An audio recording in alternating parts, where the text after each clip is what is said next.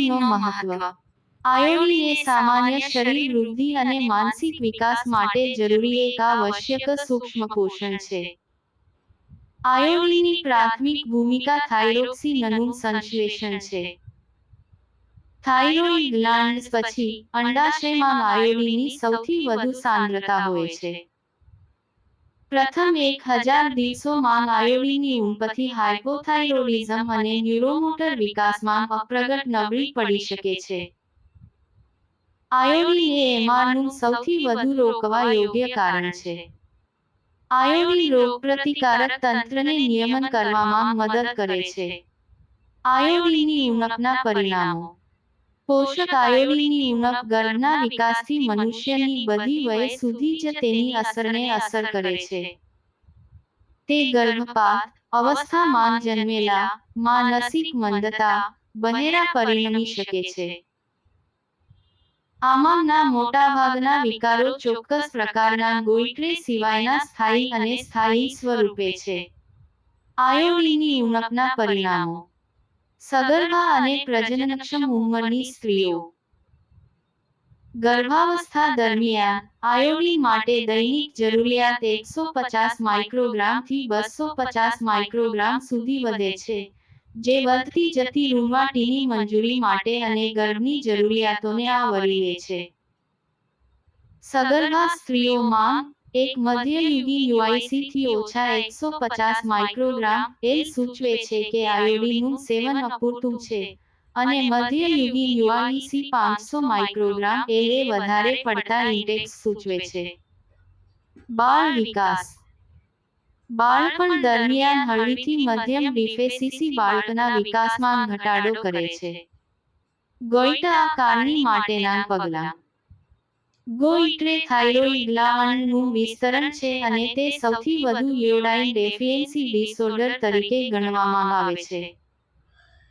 પગલું 1. પ્રતિસાદની ગરદનનું નિરીક્ષણ. પ્રતિસાદના સ્તરમાં બેસો.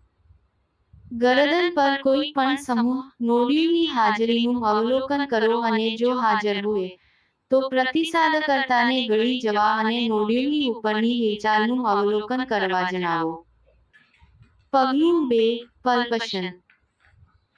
બંને બાજુઓમાંથી થાઇરોઇડ ગ્રંથિ ઉપર ગરદન અને આંગળીઓના અંગૂઠા પર અંગૂઠા મૂકીને દર્દીની પાછળ ઊભા રહીને શ્રેષ્ઠ રીતે કરવામાં આવે છે. થાઇરોઇડ ગ્રંથિઓને ગળી જવા અને અનુભવવા માટે પ્રતિસાદકર્તાને કહો. ગોઈટ્રેનું વર્ગીકરણ. ગરદનમાં મોટો જથ્થો જે વિસ્તૃત થાઇરોઇડ સાથે સુસંગત છે, તે સુસ્પષ્ટ છે પરંતુ દેખીતી નથી. જ્યારે ગરદન સામાન્ય સ્થિતિમાં હોય છે, આ વિષય ગળી જાય છે કારણ કે તે વિષય ગળી જાય છે.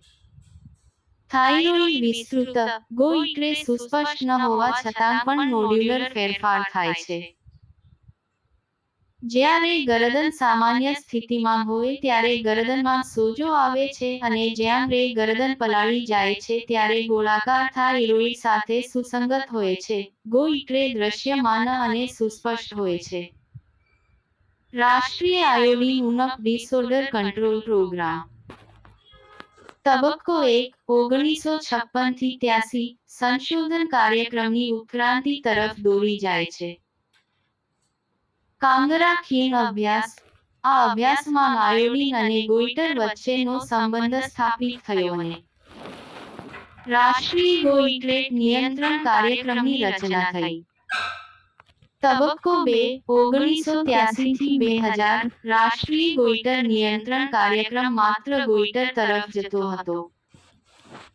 આયોડિનની ખામી ઘણી અન્ય વિકૃતિઓ બનાવી શકે છે, તેથી પ્રોગ્રામની આવશ્યકતા હતી જેમાં આયોડિન ડેફિસિયન્સી ડિસઓર્ડરનો સંપૂર્ણ સ્પેક્ટ્રમ આવરી લેવાયો હતો, તેથી પ્રોગ્રામ એ ડીસીપીમાં રૂપાંતરિત થયો હતો. તબક્કો 3. બિન-આયોડાઇઝ્ડ મીઠું પર પ્રતિબંધ 1997 અને 2000 માં ઉઠાવી. તબક્કો 4. બિન-આયોડાઇઝ્ડ મીઠાની પ્રતિબંધ 2005 માં ફરીથી સ્થપાયો. NIVDCP 2006 માટે સુધારેલા નીતિ માર્ગદર્શિકા 2015 માંગ પ્રથમ રાષ્ટ્રીય આયોડીન અને સોલ્ટ ઇન્ટેક સર્વેક્ષણ. પ્લીઝ લાઇક, શેર અને સબસ્ક્રાઇબ.